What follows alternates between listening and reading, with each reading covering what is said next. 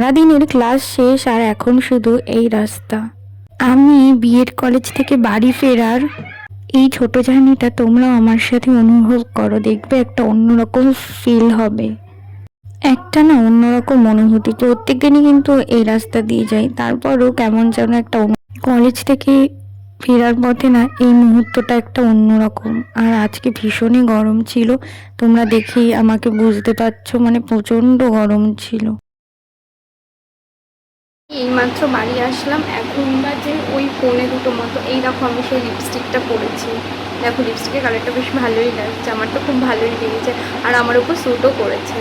এখন তো ভীষণ গরম লাগছে, মানে প্রচণ্ড গরম লাগছে। আমি র্যাপিডো করে গেছিলাম, র্যাপিডো করেই আসলাম। ভীষণ গরম, ফ্যান চালিয়েছি তো তোমরা হয়তো কথাটা খুব একটা ভালো শুনতে পাচ্ছ না, একটু প্লিজ অ্যাডজাস্ট করে নাও। আর বাড়ি এসে দেখলাম যে মা মাছের মাথা নিয়ে এসেছে, মাছের মাথায় কাটছে, দেখো কত বড় মাছের মাথা।